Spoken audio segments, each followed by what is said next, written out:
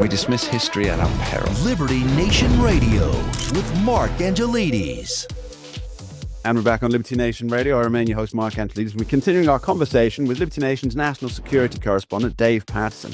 So, Dave, we were talking about the Iron Dome, the different facets of the Iron Dome.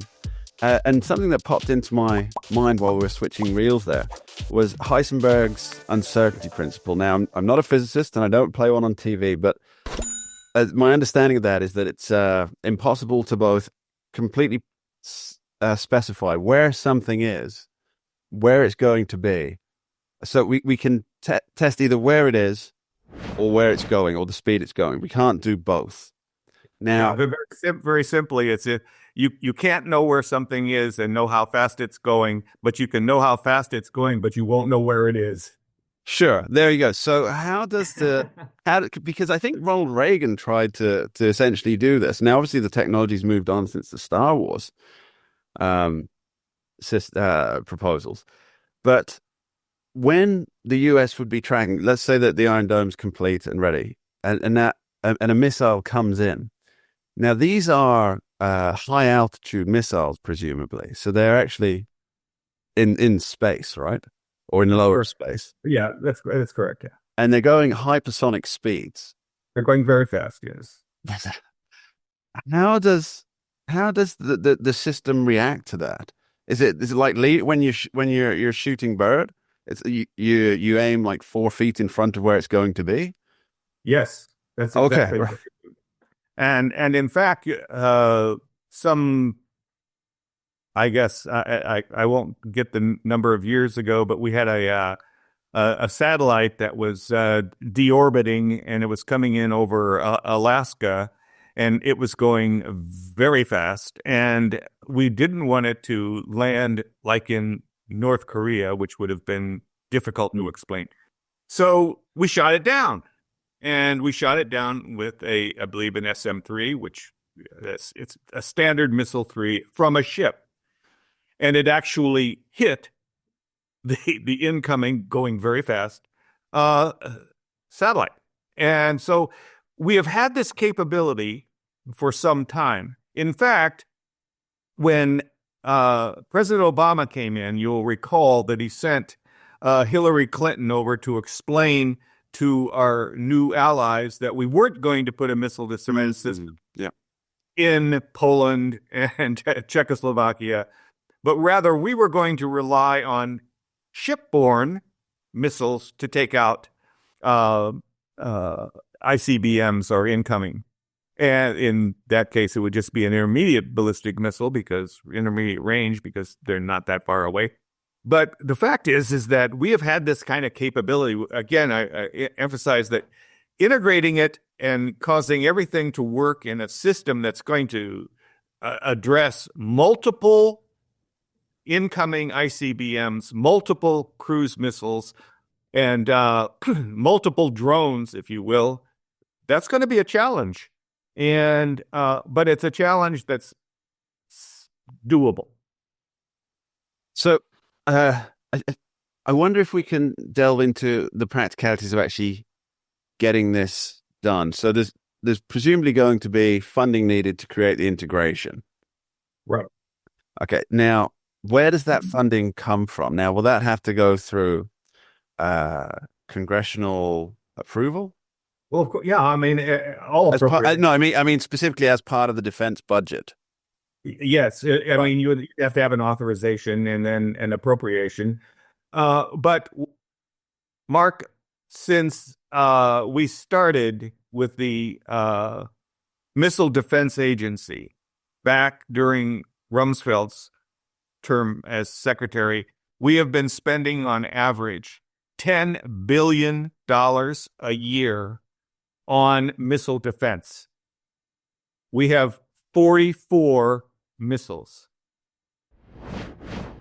That's quite a bit. I mean, that's a lot of money per missile. So you already have a funding line that has given you 44 missiles. And so there's precedent, and there's a program So it's not like you have to start this from whole cloth. Right. Okay. And do you think that with the current makeup of the both chambers at the moment, do you think this is a fairly easy ask for the appropriations from Congress? And are we likely to see any pushback? Now, I'm presuming that most Republicans will be on board with this because it's defense spending, and a lot of the Republicans are crazy about defense spending. But at the same time, it's not committing actual lives in anything. So maybe we'll get that there might be some bipartisan support for this. Do you think? Yeah, I think so. I think that all they have to do, what they have to do is they have to present this in a way that every man can figure it out. Oh yeah, that makes sense. Well, the Israelis do it. We just scale it, right?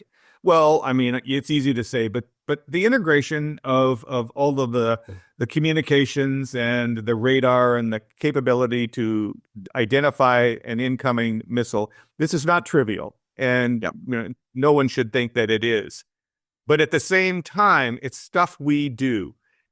For example, in the Red Sea, all of the ships that are there with their missile defense are all coordinated and integrated through a single ship that is the combat controller.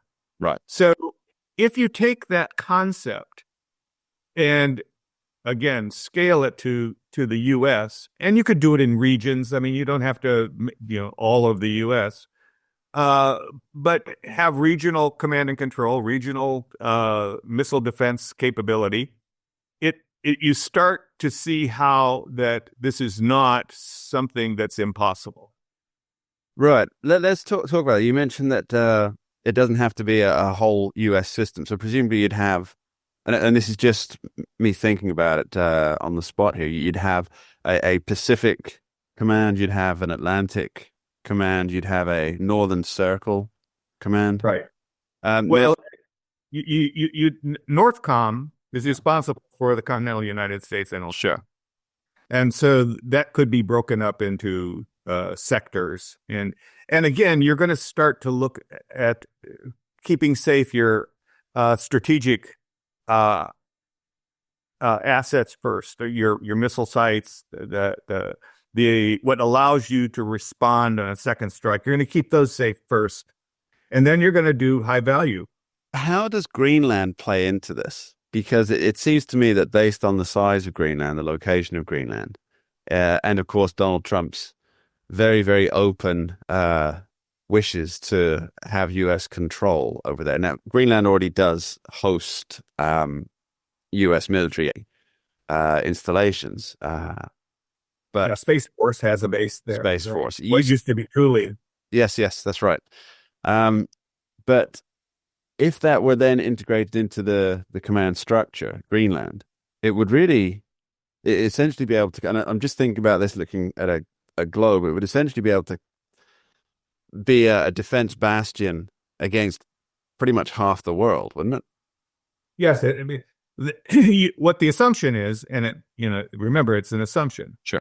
Is that to attack the United States, our enemies would use a polar orbit going over the North Pole. What if they don't? Because your warheads can circle the globe and then strike. And that's a little bit tricky. And so why would you, if you can do that going one way, you can do that going the other. And so a more expansive look to the south is also something that should be considered. And so it is not trivial, as I said. It is, but still doable.